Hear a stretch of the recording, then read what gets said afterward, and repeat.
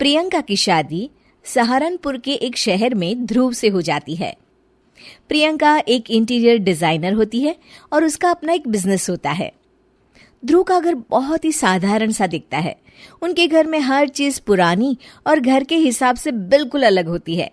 प्रियंका को लगता है कि वो इस घर को बहुत ही सुंदर बना सकती है। ध्रुव, ये घर बहुत ही पुराने तरीके से डेकोरेटेड है। अच्छा, मुझे तो नहीं लगता। कभी ध्यान दोगे तो लगेगा ना। ऐसा लगता है कि हम शहर में रहकर भी गांव में रहते हैं। अच्छा, तो इस दिवाली तुम्हारे मनपसंद कलर से पेंट करवा देंगे, ठीक है? ओहो, पेंट से क्या होगा? ये फर्नीचर इतना पुराना हो गया है, खुद कह देता होगा कभी तो, भगवान के लिए बदल दो, भगवान के लिए मुझे बदल दो।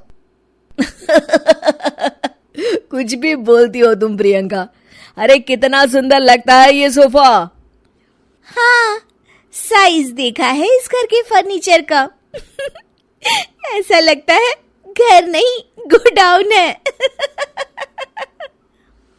मुझसे नहीं, मम्मी और पापा से बात कर लो इस बारे में। ये सब उन्हीं की पसंद का आया है। हाँ, तभी तो इतना ओल्ड फैशन है। कुछ कहा क्या? अरे कुछ नहीं। आप जाइए, ऑफिस जाइए। ध्रुव ऑफिस चला जाता है और प्रियंका अपनी सास से बात करने की सोचती है। मम्मी जी, मैं क्या सोच रही थी कि अगर हम इस संदूक को यहाँ से हटा दें तो काफी जगह बच जाएगी ना। हाँ, इसे हटा देंगे और सामान कहाँ रखेंगे? अपने सर पर? अरे मम्मी जी, आप ऐसी बातें क्यों कर रही हैं? देखिए ना, उसमें से एक भी चीज तो काम की है नहीं, तो क्यों ना हम उसे बेच दें। नहीं बहू, उसमें हमारे पुराने घर का बहुत ही अच्छा सामान है। पापा जी, ये घर भी तो पुराना ही लगता है। एक दिन प्रियंका की सहेली प्रिया उसके घर आती है। प्रिया घर को देखकर हंस पड़ती है। इतनी अच्छी इंटीरियर डिजाइनर का ससुराल तो किसी पुराने म्यूजियम जैसा लगता है। क्या बताऊं, यहाँ तो किसी को फर्क ही नहीं पड़ता। अरे जब सीधी उंगली से घी ना निकले ना, तो उंगली टेढ़ी कर लेनी चाहिए। हाँ, शायद तो ठीक कह रही है। अगले दिन प्रियंका की सास सोफे पर बैठी होती है तो देखती है कि सोफे का कपड़ा नीचे से फट गया है। अरे ये क्या, ये कपड़ा कैसे फट गया? मम्मी जी, मुझे लगता है कि ये किसी चूहे का काम है। क्या? चूहा? फिर से? सास सोफे पर चढ़ जाती है। अब तो मम्मी जी चूहा इस सोफे में अपना घर बना लेगा। क्या? तो क्या करे बहू, तू ही कुछ सुझाव देना।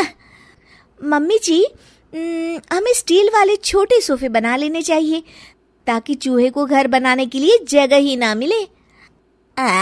तू सही कह रही है बहू। मैं अभी तेरे ससुर को बोलती हूँ नए सोफे लाने के लिए। मम्मी जी, नए सोफे लाने की कोई जरूरत नहीं है, हम इन्हीं से सोफे बना सकते हैं। आप बस देखती जाइए। प्रियंका सोफे तो नए बना लेती है, पर अब उसमें सिर्फ 2 ही लोगों के बैठने की जगह होती है। अरे ये क्या, इसमें तो बस 2 ही लोग बैठ सकते हैं।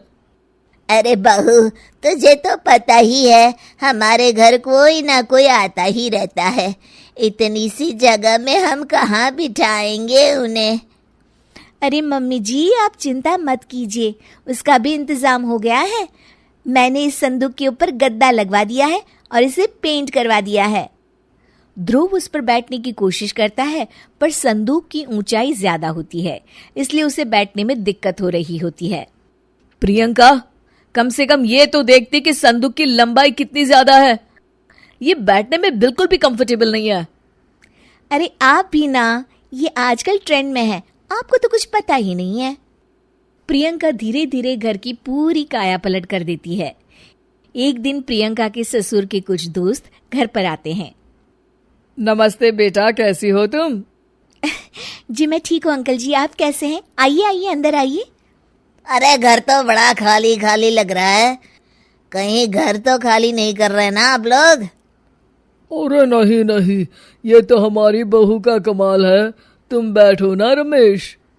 रमेश को संदूक दिखता है और वो उस पर बैठने की कोशिश करता है और पीछे तक ना होने के कारण जैसे ही वो पीछे होता है गिर जाता है। अरे रमेश, तुम ठीक तो हो ना? हाँ हाँ, ठीक ही हूँ, बस आज तो बाल बाल बच गया मैं। सब लोग गुस्से से प्रियंका की तरफ देखते हैं। अब रमेश अंकल को बैठना नहीं आता तो इसमें संदूक की क्या गलती है? नहीं बहू, गलती तो हमारी है जो तुझे घर का मेकओवर करने दिया। सही कह रहे हैं आप। बहू, तू हमारे घर को पहले जैसा ही बना दे।